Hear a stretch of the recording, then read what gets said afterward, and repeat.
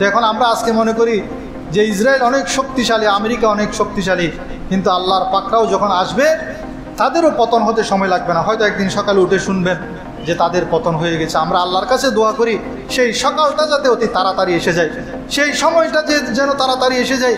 যে হাদিসটা আমার নবী বলেছেন, এমন একটা সময় আসবে যে ইহুদিরা জান বাঁচানোর জন্য পাথরের পিছনে লুকাবে, পাথর ডেকে ডেকে বলবে, হে মুসলমান, হে মুজাহিদ, আসো, আমার পিছনে একজন ইহুদি লুকিয়ে আছে, তাকে হত্যা করো। একটা গাছের নিচে লুকাবে, গাছে পর্যন্ত ডাক দিয়ে বলবে, আমার নবীজি বলছেন ওই গাছ ডেকে ডেকে বলবে, এই মুজাহিদ মুসলিম, আসো আসো, আমার পিছনে একটা ইহুদি লুকিয়ে আছে, তাকে হত্যা করো। আমরা কামনা করি সেই সকালটা, সেই দিনটা যেন তাড়াতাড়ি আসে। আর শেষ যুগে যেই ঘটনাগুলো একটার পর একটা ঘটবে, এটা কি মালহামাতুল কোবরা কিনা সেটা বুঝতে সহজ হবে। আমি জুমার ঘরকে কাবা বানাইয়া, দেহের ঘরকে মদিনা, যাই নামাজে বসে বসে দেখব সোনার মদিনা। আল্লাহুম্মা সাল্লি আলা মাওলানা মুহাম্মদ ওয়া আলা আলি সাইয়্যিদিনা মাওলানা। কোথায় রইলেন দয়ার নবী আমাদেরকে ছাড়িয়া, আপনি বিনে কি লাভ হবে এই ধরাতে বাঁচিয়া। আল্লাহুম্মা সাল্লি আলা সাইয়্যিদিনা মাওলানা মুহাম্মদ ওয়া আলা আলি সাইয়্যিদিনা মাওলানা মুহাম্মদ। আউযু বিল্লাহি মিনাশ শাইতানির রাজীম। বিসমিল্লাহির রহমানির রহিম। ইন্নাল্লাহা লা ইউহিব্বুজ যালিমিন। সাদাকাল্লাহু মাওলানাল আযীম ওয়া সাদাকা রাসূলুহুন নাবিয়্যুল কারীম ওয়া নাহনু আলা যালিকা লামিনাশ শাহিদিন ওয়াশ শাকিরিন। ওয়ালহামদুলিল্লাহি রাব্বিল আলামিন। রব্বি সাল্লি ওয়া সাল্লিম ওয়া বারিক আলাইহি। আল্লাহ পাকের দরবারে লাখো কোটি শুকরিয়া আদায় করছি। আজকে পবিত্র জিলহজ মাসের এবং 1444 হিজরির শেষ জুমা, 1446 হিজরির শেষ জুমা। এই বছর শেষে নতুন বছর শুরু হবে। আমরা ইমানদার যারা কামনা করি বিশ্বব্যাপী যেই অরাজকতা, যুদ্ধ বিগ্রহ, জুলুম, অত্যাচার, নিপীড়ন মুসলমানদের উপর চলছে, আল্লাহ যেন জালেমের জুলুম থেকে সারা বিশ্বের মুসলমানদেরকে হেফাজত করেন। সবাই বলেন আমিন। আপনারা জানেন যে যুদ্ধ শুরু হয়েছে, অনেকেই এটাকে হাদিসের মালহামাতুল কোবরা, যেই মহাযুদ্ধের কথা আমার নবীজি বলেছেন, অনেকেই বলছেন এটা সেই যুদ্ধ শুরু হয়েছে। আসলে কি এটা সেই যুদ্ধ যেটার ব্যাপারে আমার নবীজি আজ থেকে 1446 বছর আগে ভবিষ্যৎবাণী করেছেন, এবং যুগে যুগে যারা অন্যায় করেছেন, জুলুম করেছেন, তাদেরকে আল্লাহ তাআলা দুনিয়ার বুকে কিভাবে ধ্বংস করে দিয়েছেন। এবং এই উম্মতে মুহাম্মদীকে আল্লাহ রাব্বুল আলামিন সর্বশ্রেষ্ঠ উম্মত বলেছেন। কেন আমরা সর্বশ্রেষ্ঠ উম্মত, এই কয়েকটি বিষয় অতি সংক্ষেপে আলোচনা করব। ওয়ামা তৌফিক ইল্লা বিল্লাহ। আল্লাহ রাব্বুল আলামিন পবিত্র কোরআনের মধ্যে বলছেন, কুনতুম খায়রা উম্মাহ, তোমরাই হলে সর্বশ্রেষ্ঠ উম্মত, উখরিজাত লিন্নাস, তোমরা কেন সর্বশ্রেষ্ঠ উম্মত? দুনিয়ার মধ্যে যত নবী রসুল আগমন করেছেন, সকল নবী রসুল, তাদের মধ্যে থেকে সর্বশ্রেষ্ঠ রসুল হলেন আমাদের রসুল মুহাম্মাদুর রাসূলুল্লাহ সাল্লাল্লাহু আলাইহি ওয়াসাল্লাম। আর আল্লাহ তাআলা সার্টিফিকেট দিচ্ছেন, কুনতুম খায়রা উম্মাহ, এই উম্মতি হলো, উম্মতে মুহাম্মদী হলো সর্বশ্রেষ্ঠ উম্মত। সর্বশ্রেষ্ঠ উম্মত হওয়ার জন্য কি কাজ করতে হবে সেটা এই আয়াতের পরে আল্লাহ তাআলা বলে দিয়েছেন। তা'মুরুনা বিল মা'রুফ ওয়া তানহাউনা আনিল মুনকার। তারা ভালো কাজের আদেশ করবে, অন্যায় দেখলে সেখানে নিষেধাজ্ঞা করবে, নিষেধ দিবে, বাধা প্রদান করবে। এই আমলের কারণেই মূলত উম্মতে মুহাম্মদীকে আল্লাহ তাআলা সর্বশ্রেষ্ঠ উম্মত বলে ঘোষণা করেছেন। সেজন্য আমাদের প্রত্যেক মুসলমানের দায়িত্ব সাধ্যমতো কল্যাণের দিকে মানুষকে ডাকা এবং অকল্যাণ, অপরাধ, জুলুম দেখলে, অন্যায় দেখলে সেখানে বাধা প্রদান করা। যদি আমরা চিন্তা করি কোনো একটা অন্যায় হচ্ছে, সেটাতে আমার কোনো ক্ষতি নেই, আমি 5 ওয়াক্ত নামাজ পড়ছি, তাহাজ্জুদ গুজার, নফল রোজা রাখছি, বেশি বেশি আল্লাহর ইবাদত করছি আমি, কিন্তু আমার আশেপাশে ধরেন আপনার পরিবারেই ধরুন, আপনি 5 ওয়াক্ত নামাজ পড়েন কিন্তু আপনার স্ত্রী, পুত্র, কন্যা নামাজ পড়ে না। আপনি রোজা রাখেন, তারা রোজা রাখে না। আপনি আল্লাহকে ভয় করেন, তারা আল্লাহকে ভয় করে না। ঘরের মধ্যে সব সময় নাচ গানের আসর বসিয়ে রেখেছে, বেহায়াপনা, বেলাল্লাপনা ঘরের মধ্যে চলছে। ঠিক তদ্রূপ সমাজের মধ্যেও একই অবস্থা। যদি সেটা দেখেও আমরা না দেখার ভান করি এবং সেটার বিরুদ্ধে কোনো পদক্ষেপ গ্রহণ না করি, তখন আল্লাহর আযাব যেটা আসবে, সেই আযাব থেকে আমি যতই ইবাদত গুজার হই, যতই নামাজি কালামি হই, ওই আযাব প্রথমে আমার উপর চলে আসবে। এমন একটি হাদিস আছে, জিবরাইল আলাইহিস সালাতুসসালামকে আল্লাহ রব্বুল আলামিন বনী ইসরাইলের একটি জনপদে পাঠালেন আযাব দেওয়ার জন্য। জিবরাইল আলাইহিস সালাতুসসালাম যখন আযাব দিতে গেলেন, সেখানে দেখতে পেলেন একজন ইবাদত গুজার, খুব বেশি ইবাদতকারী বান্দা রয়েছে। জিবরাইল আল্লাহকে প্রশ্ন করেন, হে আল্লাহ, আমি যেই জনপদের মধ্যে আযাব দিব আপনার হুকুমে, সেই জনপদে আপনার এমন একজন বান্দা আছেন, তিনি খুবই ইবাদত গুজার। তখন আল্লাহ তাআলা বলেন, ওই ইবাদত গুজার বান্দাকেও তুমি আযাব দাও, তাকে বাদ রাখিও না।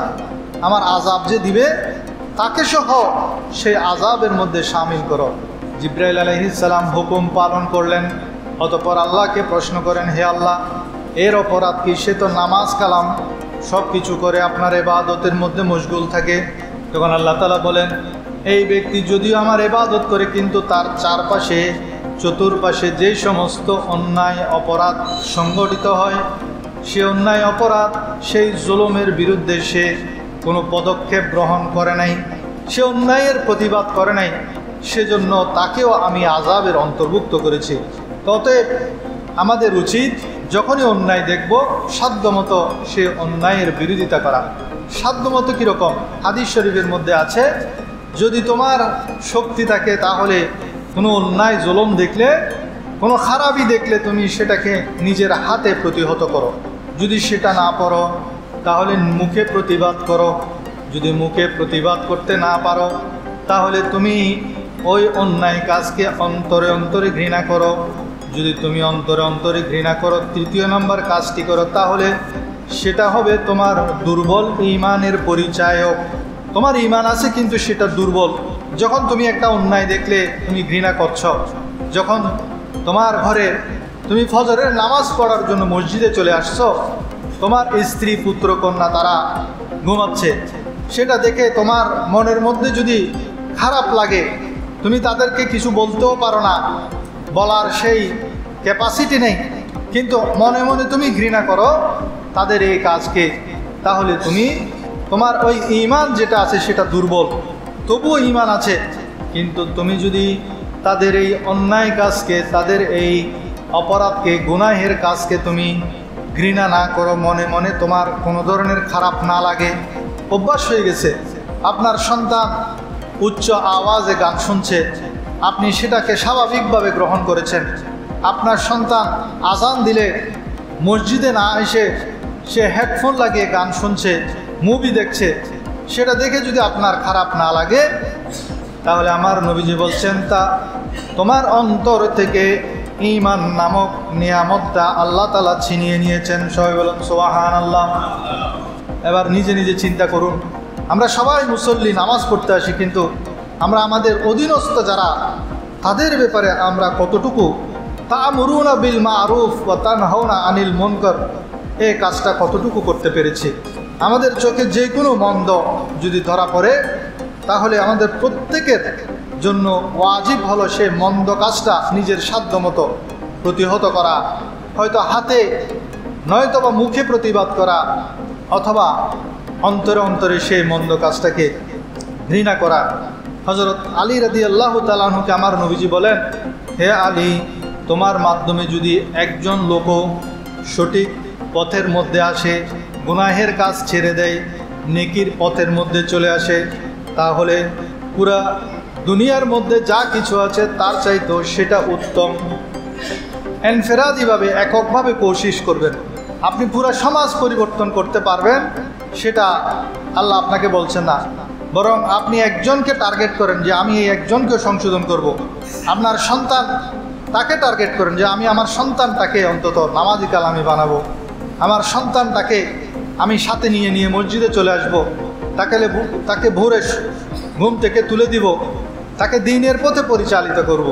তো আমার নবী আলী রাদিয়াল্লাহুকে বলেন যে হে আলী, তুমি যদি একজনকেও দুনিয়ার মধ্যে একটা লোককেও যদি সৎ পথে আনতে পারো, তাহলে দুনিয়ার মধ্যে যা কিছু আছে সমস্ত কিছু অর্জনের চাইতেও এই কাজটা উত্তম।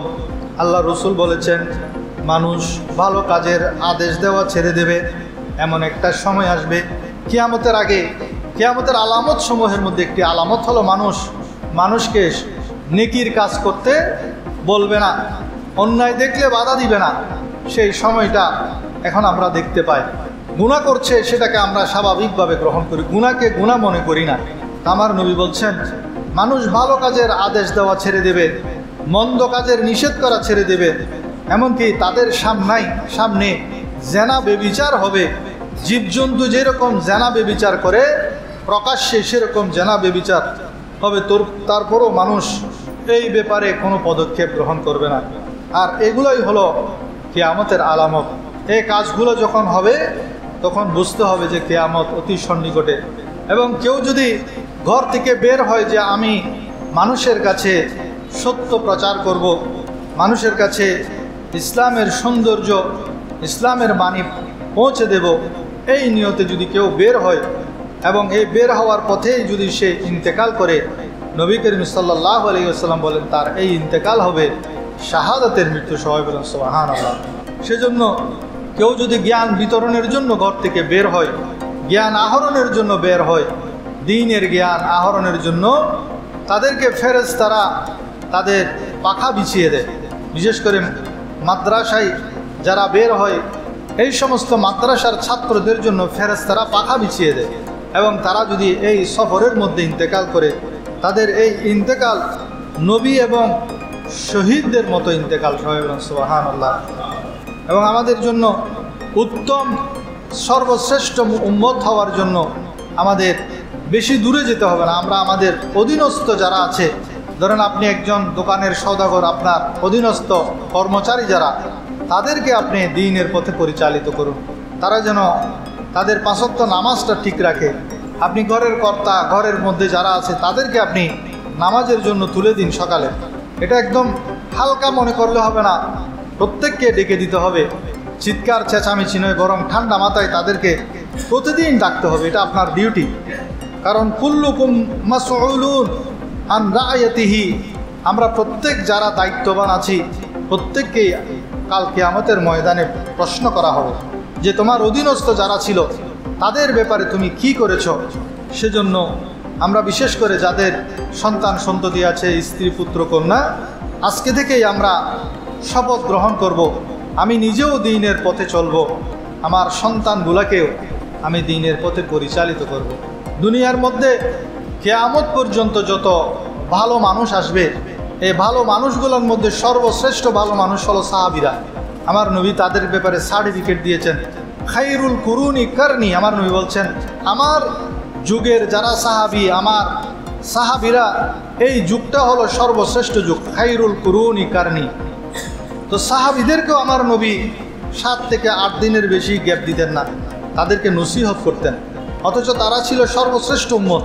উম্মতের মধ্যে তারকাতুল্য, যাদেরকে আসহাবিকা নুজুম বলা হয়েছে, যাদেরকে অনুসরণ করলে আমরা বিআইহিম ইক্তাদাইতুম ইহতাদাইতুম, তাদের অনুসরণে আমরা নিজেরা পথ পাবো, এমনটি ঘোষণা করা হয়েছে, সেই সাহাবীদেরকেও আল্লাহর নবী এক সপ্তাহ গ্যাপ দিতেন না, প্রতি সপ্তাহ মধ্যেই তাদেরকে নসিহত করতেন। নসিহত সেটা শুধু মসজিদে সপ্তাহে একদিন, এই দিনটাও যদি আমরা ঠিকমতো নসিহতগুলো শুনি সেটাই আমাদের জন্য যথেষ্ট হবে। কিন্তু আফসোস, আমরা যখন বাবা হয়ে যাই আমরা আগেভাগে চলে আসি, কিন্তু সন্তানদেরকে আনি না। আপনি যদি সন্তানদেরকে নসিহত না শোনান, ওয়াজ না করেন, তাহলে তারা তো গোমরা হয়ে যাবে। যেখানে সাহাবীরা এক সপ্তাহ গ্যাপ দিতেন না, আমার নবীর নসিহত থেকে 8 দিন গ্যাপ যেত না, সেখানে আমরা তাদের তো প্রতিদিন নসিহত শোনা দরকার। তো সেজন্য আপনারা যখন আসবেন শুক্রবার দিন একটু আগেভাগে চলে আসবেন। অন্তত সপ্তাহে একটা দিন আমরা যদি খতিব সাহেব যেই তকরির করছে সেটা মনোযোগ দিয়ে শুনি, হয়তো আল্লাহ রব্বুল আলামিন এখান থেকেই আপনার সন্তানদেরকে কিছু গ্রহণ করার তৌফিক দান করবেন। আপনার কাজ হবে তাদেরকে সাথে নিয়ে আসা। আপনি নিজেও আগেভাগে আসবেন, তাদেরকেও সাথে নিয়ে আসবেন। কারণ সাহাবায়ে কেরাম ওনারা শ্রেষ্ঠ উম্মতের শ্রেষ্ঠ মানুষ হওয়া সত্ত্বেও তারা 7 থেকে 8 দিনের বেশি গ্যাপ দিতেন না। সালাতুন ইয়া রাসূলুল্লাহ আলাইকুম, সালামুন ইয়া হাবিবাল্লাহ। কিয়ামতের দিন এক লোককে, হাদিস শরীফের মধ্যে আছে, এক লোক তাকে ফেরেশতারা জান্নাতে নিয়ে যাবে। তখন একজন প্রতিবেশী, ওই জান্নাতের প্রতিবেশী তাকে থামিয়ে ফেলবে। ফেরেশতাদের জিজ্ঞেস করবে, এই লোকটিকে কোথায় নিয়ে যাচ্ছ? বলবে তাকে জান্নাতে নিয়ে যাচ্ছি। সে বলবে সে আমার 40 বছর প্রতিবেশী ছিল, এই 40 বছরে এই ব্যক্তির নামাজের কি খবর? তখন ফেরেশতারা বলবে 40 বছর সেই এক ওয়াক্ত নামাজও কাজা করে নাই, জামাতের সাথে নামাজ পড়েছে। তখন ওই প্রতিবেশী বলবে, হায় আফসোস, আমার এই প্রতিবেশী প্রতিদিন মসজিদে যেত, 5 ওয়াক্ত নামাজ জামাতে পড়েছে, আমি তার প্রতিবেশী ছিলাম, আমারও তো একটা হক ছিল, আমি তাকে মহব্বত করতাম, কিন্তু সে একটা দিনও তো আমাকে মসজিদে ডাকে নাই। অথচ সামনাসামনি দরজা, আমাদের ফ্ল্যাট বাসার মধ্যে সামনাসামনি দরজা না, অনেক মুসল্লিরা আছেন চলে আসছেন, কিন্তু তার সামনের দরজা প্রতিবেশী মুসলমান কোনোদিন ডাকে না। অথচ সাহাবায়ে কেরামের বৈশিষ্ট্য হলো, এবং নবী আম্বিয়া কেরামের বৈশিষ্ট্য হলো মানুষকে নেকির দিকে ডাকা। আর নেকির দিকে ডাকতে পারলেই আমরা সর্বশ্রেষ্ঠ উম্মত হতে পারবো। কুনতুম খায়রা উম্মাতান উখরিজাত লিন-নাস তা'মুরুনা বিল মা'রুফ ওয়া তানহাউনা আনিল মুনকার। সেজন্য শুধু নিজে পড়লে হবে না, নিজের পরিবার পরিজনকেও তো পড়াবো, পাশাপাশি প্রতিবেশী যারা আছে তাদেরকে আমরা একটা ডাক দিব, ভাই চলেন নামাজটা পড়ে আসি। আপনার দায়িত্ব সেটা শুধু বলা, ভাই চলেন নামাজটা পড়ে আসি। আবার এটার কারণে যাতে মনোমালিন্য সৃষ্টি না হয়। সে বিরক্ত হতে পারে, কিন্তু এক সময় দেখবেন সে বুঝবে, হাই সে তো আমাকে কল্যাণের দিকে ডাকছেন। মুয়াজ্জিন যেমন বলে হাইয়া আলাল ফালা, কল্যাণের দিকে আসো, সফলতার দিকে আসো, ঠিক তদ্রূপ এই দায়িত্বটা আমাদেরকে নিজ নিজ ঘরে নিজের প্রতিবেশীদেরকে, নিজের অধীনস্থদেরকে সেই দায়িত্বটা, সে আওয়াজটা পৌঁছে দিতে হবে। এই সর্বশ্রেষ্ঠ উম্মত, এই জাতিকে সমূলে নিশ্চিহ্ন করার জন্য জালেমেরা একীভূত হয়েছেন। অথচ আমি কোরআনের আয়াত করেছি, ইন্নাল্লাহা লা ইউহিব্বুজ জালিমিন, আল্লাহ তাআলা যারা জুলুম করে তাদেরকে ভালোবাসেন না। যুগে যুগে যারা জুলুম করেছেন তারা ধ্বংস হয়েছেন, কারণ তাদের বিরুদ্ধে আল্লাহ রব্বুল আলামিন আছেন। আল্লাহ কোরআনের বিভিন্ন জায়গায় জালেমদের ব্যাপারে বলেছেন। সূরা আনআমের 45 নম্বর আয়াত আল্লাহ তাআলা বলছেন, ফাকুতিআ দাবিরুল কওমিল্লাযীনা যালামু ওয়ালহামদুলিল্লাহি রাব্বিল আলামিন। অতঃপর জালেমদের মূল পর্যন্ত কেটে ফেলা হবে, শিকড় পর্যন্ত আল্লাহ তাআলা উপড়ে ফেলবেন। আর সমস্ত প্রশংসা আল্লাহর জন্য, যিনি সকল জগতের প্রতিপালক। কারা জুলুম করছেন আপনারা তো জানেন, মুসলমানদের উপর। আমরা ছোটবেলা থেকেই দেখে আসছি বিভিন্ন অজুহাতে মিথ্যা প্রপাগান্ডা ছড়িয়ে মুসলমানদের রাষ্ট্রসমূহ শক্তিশালী এক একটা রাষ্ট্র ধ্বংস করে দিচ্ছে, একটার পর একটা। ইরাক ধ্বংস করেছেন, লিবিয়া ধ্বংস করেছে, সিরিয়া ধ্বংস করে দিয়েছে, আফগানিস্তান ধ্বংস করেছে, এখন ইরানকে ধরেছে, এরপর ধরবে পাকিস্তান। আর আমরা কি, আমাদের তো কোনো ভ্যালু নেই। জালেমরা তারা সবাই ঐক্যবদ্ধ, বেদিনেরা সবাই ঐক্যবদ্ধ মুসলমানদের বিরুদ্ধে, কিন্তু আমরা মুসলমানরা ঐক্যবদ্ধ হতে পারি না। এটাই হলো আমাদের সবচেয়ে বড় দুর্বলতা। সূরা হুদের 102 নম্বর আয়াতে আল্লাহ তাআলা বলেন, ওয়াকাযালিকা আখযু রাব্বিকা ইযা আখাযাল কুরা ওয়া হিয়া যালিমাতুন ইন্না আখাযাহু আলীমুন শাদীদ। এভাবে আপনার প্রতিপালক জালেম জনপদকে পাকড়াও করেন, নিশ্চয় তার পাকড়াও অত্যন্ত যন্ত্রণাদায়ক এবং কঠিন। দেখেছেন না, ইরানকে খুবই দুর্বল মনে করেছিল, কিন্তু আল্লাহ রাব্বুল আলামিন ইরান এমন ভিতরে ভিতরে শক্তি অর্জন করেছে, 2000 মাইল দূর থেকে যেখানে টার্গেট করে তারা মিসাইল ছুড়েছেন সেখানেই গিয়ে পড়ছে। গতকাল একটি হাসপাতালে পড়েছে, তাদের স্বাস্থ্যমন্ত্রী বলছেন যে এটা হলো যুদ্ধ অপরাধ। আর তারা গাজার মধ্যে যে শত শত হাসপাতাল, মিথ্যা অজুহাতে হাসপাতালের নিচে নাকি সুড়ঙ্গ আছে এসব বলে হাসপাতালের রুগী শত শত হাজার হাজার প্রায় 1.5 লক্ষ ছোট ছোট বাচ্চা পর্যন্ত তারা হত্যা করেছে। এগুলো যুদ্ধ অপরাধ না। সূরা বাকারার 257 নম্বর আয়াত আল্লাহ তাআলা বলেন, ওয়াল্লাহু লা ইয়াহদিল কওমাজ জালিমিন। আর আল্লাহ জালেম সম্প্রদায়কে সৎ পথে পরিচালিত করেন না। সূরা ইব্রাহিমের 4 নম্বর আয়াতে বলেন, ওয়ালা তাহসাবান্নাল্লাহা গাফিলান আম্মা ইয়ামালুজ জালিমুন। জালেমরা যা কিছু করে তোমরা মনে করো না যে আল্লাহ তাআলা সেসব ব্যাপারে গাফেল। আল্লাহ সব জানেন কে কি করছে না করছে, জালেমরা কি করছে। সূরা তাওবার 19 নম্বর আয়াত আল্লাহ তাআলা বলছেন, ইন্নাহু লা ইউফলিহুজ জালিমুন। নিশ্চয় জালেমরা সফল হয় না। হয়তো কিছুদিন তারা তাদের শক্তিমত্তা প্রদর্শন করে, কিন্তু প্রকৃত সফলতা তারা অর্জন করতে পারে না। যুগে যুগে সেটা দেখা গেছে।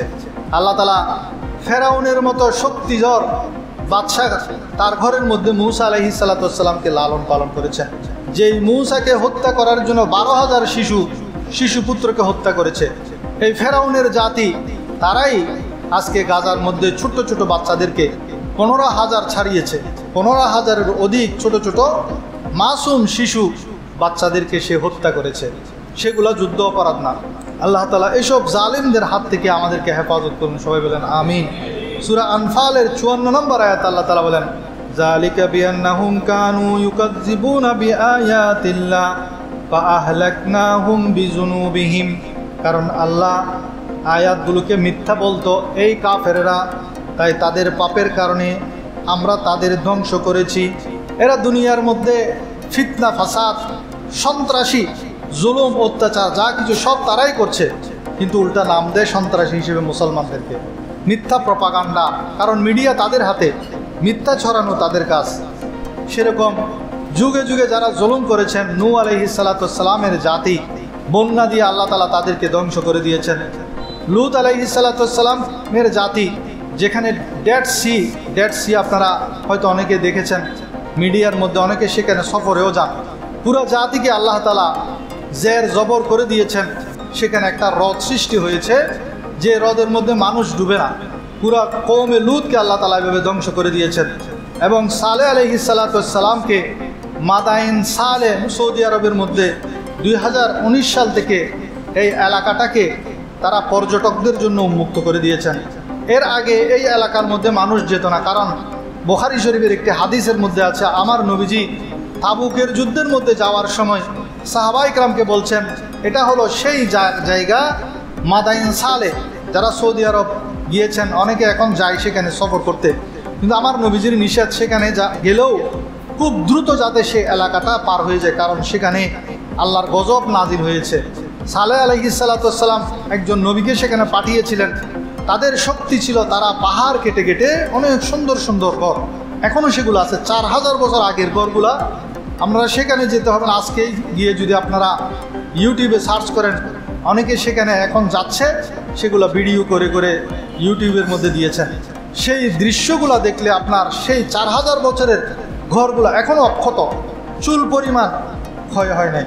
মাদাইন সালেহ লিখে সার্চ দিলে হবে। এই সামুদ জাতি, যারা আল্লাহর নিদর্শন যে উটনিকে বলেছেন, আল্লাহ তাআলা একটা উট দিয়েছিলেন তাদেরকে পাহাড়ের ভিতর থেকে, সেটাকে হত্যা করেছিল। তারপর তারা আল্লাহর নাফরমানি করেছিল, তাদের উপর আযাব আসবে বলে সালেহ আলাইহিস সালাতু ওয়াস সালাম যখন বলেছেন, তারা বলছেন কি আযাব আসবে? পানি আসলে আমরা পাহাড়ের চূড়ায় উঠবো, ঝড় ঝঞ্ঝাপ তুফান আসলে আমরা এমন এমন দুর্গ তৈরি করেছি, সেখানে তুফানে কাজ হবে না। ঠিকই এই যে 4000 বছর হয়েছে, কোনো ঝড় তুফান বন্যা কোনো কিছুতেই এই ঘরগুলো ক্ষতিগ্রস্ত হয় নাই। কিন্তু আল্লাহ রাব্বুল আলামিন লক্ষ লক্ষ কোটি কোটি ফেরেশতা রয়েছে না, তাদের থেকে শুধু একটা মাত্র ফেরেশতাকে পাঠালেন। সেই ফেরেশতা এসে সকালবেলা তাদের সেখানে একটা বিকট আওয়াজ দিলেন। সে আওয়াজের কারণে তাদের মাথার মগজগুলা নাক এবং কান দিয়ে, নাক কান মুখ দিয়ে বের হয়ে গেল। সবাই সেখানেই উপর হয়ে মারা গেল। আল্লাহর আযাব এভাবেই আসে। যতই শক্তিশালী হোক জালেম, আল্লাহর পাকড়াও যখন হবে তখন তারা আর সেখান থেকে বাঁচতে পারবে না। সেজন্য বর্তমানে আমরা হতাশ হয়ে যাই, হায় হায় কী হবে, আমাদের মুসলমানদের কী হবে। মনে রাখবেন, জালেম যতই শক্তিশালী হোক, আল্লাহ রব্বুল আলামিন তাদের ব্যাপারে বেখবর নন। আল্লাহ রব্বুল আলামিন তাদেরকে পাকড়াও করবেন। এই মাদাইন সালেহ আলাইহিস সালাতু সালাম এবং তার জাতি সামুদ জাতির সেই ঘটনাগুলো আপনারা সূরা হিজরের 80 থেকে 84 নম্বর আয়াতের মধ্যে পাবেন। আমি আয়াতগুলো পড়ছি না, আপনারা পড়ে নেবেন। সূরা হিজরের 80 থেকে 84 নম্বর আয়াতের মধ্যে আমি বলেছিলাম ফেরাউন 12,000 শিশু হত্যা করেছে। আর বর্তমানে আমরা দেখি ইসরায়েলিরা, ইহুদিরা শিশু হত্যা করে। এটা তাদের পুরানো অভ্যাস, কারণ তারা ফেরাউনের জাতি। সেই পুরানো অভ্যাসের কারণে তারা শিশু হত্যা করে। কিন্তু শিশু হত্যা করেও তারা যেরকম আল্লাহর হিকমতের বাহিরে গিয়ে তারা মূসা আলাইহিস সালাতু ওয়াস সালাম যাতে দুনিয়ার মধ্যে আসতে না পারে সেটা তারা করতে চেয়েছিল কিন্তু করতে পারে নাই। ঠিক তদ্রূপ তারা যতই শিশু হত্যা করুক, সমস্ত মুসলমানদেরকে গাজা থেকে বের করে দেওয়ার চিন্তা করুক, সবাইকে কূটনৈতিকভাবে একত্রিত করার যত জালিম শক্তি একত্রিত হোক না কেন, আল্লাহ রব্বুল আলামিনের কৌশল বোঝা বড়ই কঠিন। আল্লাহ রব্বুল আলামিন এই জালেমের বিরুদ্ধে আছেন, যারা মজলুম তাদের পক্ষে আছেন। আমরা মুসলমানরা সারা বিশ্বব্যাপী আজকে মজলুম। আল্লাহর কাছে আমরা শুধু দোয়া করব, আল্লাহ যেন আমাদেরকে এই জালেমের জুলুম থেকে হেফাজত করেন। সবাই বলেন আমিন।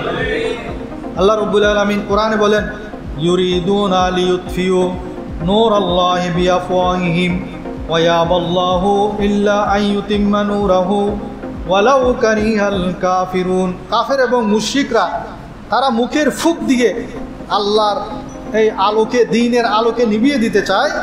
আল্লাহ তার এই আলোকে পূর্ণতা দান করবেন। আল্লাহ দ্বীনের এই আলোকে পূর্ণতা দান করে ছাড়বেন। এবং ইসলাম হলো আল্লাহর নূর। আল্লাহ এই নূরকে কিয়ামত পর্যন্ত বজায় রাখবেন। সবাই বলেন সুবহানাল্লাহ। তো এই পরিস্থিতিতে আমাদের করণীয় কি? আমরা হতাশ হব না। 1 নম্বর হলো আমাদের ঈমানকে মজবুত রাখবো। 2 নম্বর হলো আমরা বেশি বেশি তওবা ইস্তেগফার করব। তারা ইহুদি নাসারা বেদিনেরা আমাদেরকে যেভাবে গোমরা করার জন্য আমাদের হাতে হাতে মোবাইল দিয়ে দিয়েছেন, মোবাইলের মাধ্যমে তারা নাটক, সিনেমা, গান, বাজনা এসবের মধ্যে আমাদেরকে মুসলমানদেরকে মোবতালা করে রেখেছেন। আমরা নাটক, সিনেমা, গান, বাজনা এগুলো থেকে বের হয়ে এসে আমরা ক্রিয়েটিভিটি অর্জন করব। এই যে ইরান সক্ষমতা অর্জন করেছে অস্ত্রশস্ত্রে, আমাদের যুবকদেরকেও চিন্তা করতে হবে, আমি নিজেকে গঠন করতে হবে, নিজের জাতিকে বাঁচাতে হবে, মুসলিম কওমের পক্ষে আমাকে কাজ করতে হবে। আমাদের নৌজওয়ান ভাইয়েরা যারা পড়ালেখা করেন তাদেরকে এক একজনকে সায়েন্টিস্ট হওয়ার চিন্তাভাবনা করতে হবে। বড় বিশাল চিন্তাভাবনা নিয়ে আমাদেরকে অগ্রসর হতে হবে। আমরা যেভাবে তারা আমাদেরকে নাচাচ্ছে সেভাবে নাচলে হবে না, আমাদেরকে এই ঘটনাসমূহ থেকে শিক্ষা গ্রহণ করতে হবে। নৌজওয়ান ভাইয়েরা যারা পড়ালেখা করছেন, আমরা তো এখন নামের পড়ালেখা করি। কলেজ খোলা হলে কলেজে গেলাম, আড্ডাবাজি করলাম, রাত্রে এসে মোবাইল নিয়ে সারা রাত মোবাইল নিয়ে সময়টা বেকার অতিবাহিত করলাম। নিজের জন্য কিছু করতে পারি না, পরিবারের জন্য কিছু করতে পারি না, সমাজের জন্য কি করব, দেশের জন্য কি করব, মুসলিম উম্মার জন্য কি করব। সেজন্য আমি বিশেষ করে এই খেতাবত রাখবো আমার যুবক ভাইদেরকে, আপনারা এখন থেকে প্রতিজ্ঞা গ্রহণ করুন যে আমি নিজেকে গঠন করতে হবে, নিজের এই কওমকে, এই জাতিকে রক্ষা করতে হবে। সেজন্য আমাদের অনেক জ্ঞান অর্জন করতে হবে। এখন জ্ঞান অর্জন করা অনেক সহজ। জ্ঞানে বিজ্ঞানে আমাদেরকে সমৃদ্ধ হতে হবে। জ্ঞান বিজ্ঞান মূলত মুসলমানদের আবিষ্কার। মুসলমানদের থেকে তারা ছিনিয়ে নিয়ে তারা এখন পৃথিবীর মধ্যে বাদশাহী করছে। এবং তাদের অভ্যাস হলো আমাদের মুসলমানদের দুনিয়ার যেই উন্নতি, সেই উন্নতির যত চাবিকাঠি আমার নবীজি বলেছেন সেগুলো তারা নিয়ে গেছে। দুনিয়ার উন্নতির চাবিকাঠি বলেছেন সকাল সকাল ঘুমাও, ভোর রাতে উঠে যাও। কিন্তু আমরা রাত্রে ঘুমাই 2টা 3টা বাজে, সকালে ঘুম থেকে উঠে আমরা 12টা বাজে। আমাদের স্টুডেন্ট ভাই যারা, তাদের তো কোনো কাজ নাই, কলেজ বন্ধ, পড়ালেখার তেমন গুরুত্ব নেই, একদিন গেলাম 3 দিন গেলাম না, এভাবে আমাদের জীবন কেটে যাচ্ছে। কি অর্জন করবেন নিজের জন্য? নিজেকেও গঠন করতে পারবেন না, নিজের পরিবারের জন্য কিছু করতে পারবেন না। একটা মানসিক বিকারগ্রস্ত জাতিতে আমরা পরিণত হচ্ছি। সুতরাং আমাদের যথাসাধ্য জ্ঞান অর্জন করতে হবে, জ্ঞানে বিজ্ঞানে আমাদেরকে সমৃদ্ধ হতে হবে এবং সত্য ন্যায়ের ধর্ম ইসলামের মধ্যে মজবুত থাকতে হবে। আমার নবীজি বলছেন, তোমার দাঁতের মারি দিয়ে হলো তুমি ইসলামের রজ্জুকে শক্ত করে আঁকড়ে ধরবে। সুতরাং ইসলাম থেকে বিচ্যুত হবেন না, কারণ অনেক নাস্তিক আছেন, তারা আপনাকে বিভিন্নভাবে বিভ্রান্ত করবে। কোরআনের মধ্যে বলছেন, হুয়াল্লাযী আরসালা রাসূলাহু বিল হুদা ওয়া দীনিল হাক্কি লিইয়ুযহিরাহু আলাদ-দীনি কুল্লিহি ওয়ালাউ কারিহাল মুশরিকুন। আল্লাহ যিনি তার রসুলকে সঠিক দিন এবং হেদায়েত সহকারে পাঠিয়েছেন। এই সঠিক দিন হলো ইসলাম। কেন পাঠিয়েছেন? যাতে সেই রসুল এই দিনকে পুরো বিশ্বের মধ্যে বিজয় করতে পারেন। এই দিন একদিন পুরো বিশ্বের মধ্যে বিজয় লাভ করবে। দুনিয়ার মধ্যে নমরুদ এসেছে, কিন্তু তার যতই শক্তিশালী ছিল আল্লাহ তাআলা তাকে ধ্বংস করে দিয়েছেন। ফেরাউন ছিল অনেক শক্তিশালী, তাকেও আল্লাহ তাআলা নিশ্চিহ্ন করে দিয়েছেন। 1492 সালে আন্দালুসের পতন হয়েছে। অনেক শক্তিশালী একটি জাতি ছিল। 1947 থেকে 70 সালের মধ্যে শক্তিধর ব্রিটিশ উপনিবেশ সাম্রাজ্যকে আল্লাহ তাআলা ধ্বংস করে দিয়েছেন।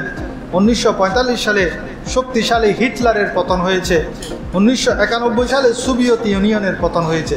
তো এখন আমরা আজকে মনে করি যে ইসরায়েল অনেক শক্তিশালী, আমেরিকা অনেক শক্তিশালী, কিন্তু আল্লাহর পাকড়াও যখন আসবে তাদেরও পতন হতে সময় লাগবে না। হয়তো একদিন সকালে উঠে শুনবেন যে তাদের পতন হয়ে গেছে। আমরা আল্লাহর কাছে দোয়া করি সেই সকালটা যাতে অতি তাড়াতাড়ি এসে যায়, সেই সময়টা যেন তাড়াতাড়ি এসে যায়। যে হাদিসটা আমার নবী বলেছেন, এমন একটা সময় আসবে যে ইহুদিরা জান বাঁচানোর জন্য পাথরের পিছনে লুকাবে, পাথর ডেকে ডেকে বলবে, হে মুসলমান, হে মুজাহিদ, আসো, আমার পিছনে একজন ইহুদি লুকিয়ে আছে, তাকে হত্যা করো। একটা গাছের নিচে লুকাবে, গাছে পর্যন্ত ডাক দিয়ে বলবে। আমার নবীজি বলছেন, ওই গাছ ডেকে ডেকে বলবে, এই মুজাহিদ মুসলিম, আসো আসো, আমার পিছনে একটা ইহুদি লুকিয়ে আছে, তাকে হত্যা করো। আমরা কামনা করি সেই সকালটা, সেই দিনটা যেন তাড়াতাড়ি আসে। আর একটা প্রশ্ন যেটা বর্তমানে যেটা শুরু হয়েছে, অনেকে প্রশ্ন করেছেন যে এটা কি মালহামাতুল কুবরা কিনা। তো হাদিসের মধ্যে 2টা মৃত্যুর কথা এসেছে, একটা হলো লাল মৃত্যু আর একটা সাদা মৃত্যু। কিয়ামতের আগে এই 2টা মৃত্যু বেড়ে যাবে। একটা হলো লাল মৃত্যু, সেটা হলো বিভিন্ন যুদ্ধ বিগ্রহের কারণে মানুষের হাজার হাজার লক্ষ লক্ষ মানুষের মৃত্যু হবে। আর সাদা মৃত্যু হলো বিভিন্ন ধরনের মহামারীর মাধ্যমে মানুষের লক্ষ লক্ষ মানুষের মৃত্যু হবে। আর শেষ যুগে যেই ঘটনাগুলো একটার পর একটা ঘটবে, সেই সংক্ষেপে সেই কথাগুলো যদি মনে রাখেন, তাহলে এটা কি মালহামাতুল কুবরা কিনা সেটা বুঝতে সহজ হবে। আমি 2 মিনিটে সেই কথাটা বলে দিচ্ছি যে শেষ যুগে মুসলিম এবং রোমান খ্রিস্টানরা এক হয়ে যাবে। মুসলিম এবং রোমান খ্রিস্টানরা তৃতীয় একটি শক্তির বিরুদ্ধে এক হয়ে যাবে। এক হয়ে তারা যুদ্ধ করবে। তৃতীয় শক্তি কি? মুহাদ্দিসিন ইকরাম বলেন তৃতীয় শক্তি হলো ইহুদি। তাহলে বোঝা যাচ্ছে এই ইসরায়েলি ইহুদি শক্তিরা হয়তো তারা আরও শক্তিশালী হতে পারে, এবং তখন তাদের বিরুদ্ধে সকল খ্রিস্টান এবং মুসলমানরা একত্রিত হয়ে তাদের বিরুদ্ধে যুদ্ধ করবে। সেই যুদ্ধে মুসলমান এবং খ্রিস্টানরা যৌথভাবে জয়লাভ করবে। জয়লাভ করার পর তাদের মধ্যে একটা চুক্তি হবে, ওই চুক্তিটা খ্রিস্টানরা ভঙ্গ করবে। ভঙ্গ করার পর খ্রিস্টানদের এবং মুসলমানদের মধ্যে একটা যুদ্ধ হবে, সেটার নাম হলো মালহামাতুল কুবরা, মহাযুদ্ধ। এই যুদ্ধের মধ্যে 3 ভাগের 1 ভাগ মুসলমান শহীদ হয়ে যাবে, 1 ভাগ মুসলমান পালিয়ে যাবে, মুনাফিকি করবে, আর 1 ভাগ মুসলমান জিহাদ করবে। সেখানে 3 ভাগের 1 ভাগ মুসলমান শাহাদাত বরণ করবে। তাহলে 1 ভাগ মুনাফিক হয়ে যাবে, দিন থেকে বিচ্যুত হয়ে যাবে, 1 ভাগ শাহাদাত বরণ করবে, আর 1 ভাগ শুধু বাকি থাকবে। যদি 30 কোটিও থাকে সেখানে 20 কোটি চলে যাবে ইসলাম থেকে, আর মাত্র 10 কোটি থাকবে। এই মালহামার পরে তারপর মুসলমানরা যাবে কুস্তুনতুনিয়া, ইস্তাম্বুল শহরের মধ্যে। এই হাদিসের মাধ্যমে বোঝা যায় বর্তমানে তো ইস্তাম্বুল মুসলমানদের আন্ডারে, কিন্তু কিয়ামতের আগে সেটা আবার হাতছাড়া হয়ে যাবে। এই কুস্তুনতুনিয়াকে মুসলমানরা গিয়ে আবার বিজয় করবেন। কোনো যুদ্ধ করতে হবে না, শুধু সেখানে তারা মিছিল নিয়ে নারায়ে তাকবীর আল্লাহু আকবার এই স্লোগান দেওয়ার সাথে সাথে কুস্তুনতুনিয়া তারা ফাতা করে বলবেন, জয় করে ফেলবেন। যখনই কুস্তুনতুনিয়া জয় হবে তখন একজন এসে ঘোষণা দিবে দাজ্জাল বের হয়ে গেছে। এরপর দাজ্জালের সাথে জিহাদ করার জন্য মুসলমানরা সিরিয়ার, বর্তমানে সিরিয়া, দামেস্ক, এই এরিয়ার মধ্যে সমস্ত মুসলমানরা একত্রিত হয়ে যাবেন দাজ্জালের বিরুদ্ধে যুদ্ধ করার জন্য। এই সিরিয়া, ফিলিস্তিন, এই এলাকাটার মধ্যেই ইমাম মাহাদি আলাইহিসসালাম আসবেন এবং দামেস্কের মসজিদের মধ্যে ঈসা আলাইহিসসালাম আগমন করবেন এবং ঈসা আলাইহিসসালামের হাতেই দাজ্জাল মৃত্যুবরণ করবে। এরপরে ঈসা আলাইহিসসালামের শাসন চলবে, দুনিয়ার মধ্যে ইসলাম প্রতিষ্ঠা হবে, ন্যায় বিচার প্রতিষ্ঠা হবে, খাঁটি তৌহিদ প্রতিষ্ঠা হবে। দুনিয়ার মধ্যে আর কোনো ধরনের আজে বাজে ধর্মের কার্যক্রম আর থাকবে না, শুধু ইসলাম থাকবে। এবং ইমাম মাহাদি ঈসা আলাইহিসসালামের ওফাত হবে। ঈসা আলাইহিসসালামকে আমার নবীর পাশে, রওজার পাশে একটা জায়গা আছে, সেখানেই দাফন করা হবে। আল্লাহ রাব্বুল আলামিন আমাদেরকে এই আখিরি জামানার মধ্যে আমাদের নিজ নিজ ঈমানকে মজবুত রাখার তৌফিক দান করুন, বেশি বেশি তওবা ইস্তেগফার করার তৌফিক দান করুন। যারা স্টুডেন্টরা আছেন তারা জ্ঞানে বিজ্ঞানে সমৃদ্ধ হবেন এই কামনা করি, এবং ইহুদি জালেমদের, কাফেরদের অত্যাচার থেকে সারা বিশ্বের মুসলমানরা যাতে নিরাপদে থাকে সেই কামনা করে আমি আমার বক্তব্য শেষ করছি। আসসালামু আলাইকুম।